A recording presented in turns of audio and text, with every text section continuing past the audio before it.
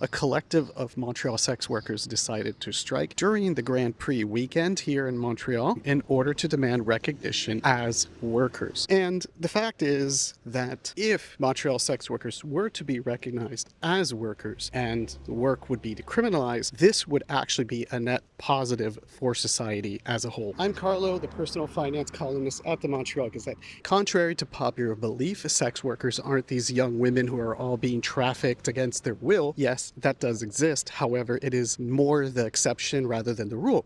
The vast majority are working in the industry voluntarily and even have kids. Sex workers are actually everyday people. We see them everywhere and you don't even know it. The precarious nature of their work means that as parents, as workers, they are financially more vulnerable than the average Canadian. When you have children, you can access parental leave. When you get hurt, you can go and you can claim employment insurance. When you want to retire or you do get disabled long term, you can fall back on QPP. These are all things which you take for granted, but sex workers do not have any access to. By changing the status quo, sex workers and their dependents can be more financially secure, not just because they have access to said programs, but also because they are contributing to those programs. I contrasted this year's sex worker strike during the Grand Prix with another Grand Prix back several years ago. In 2012, Jacques Villeneuve, a local hero and Formula One racer, had complained about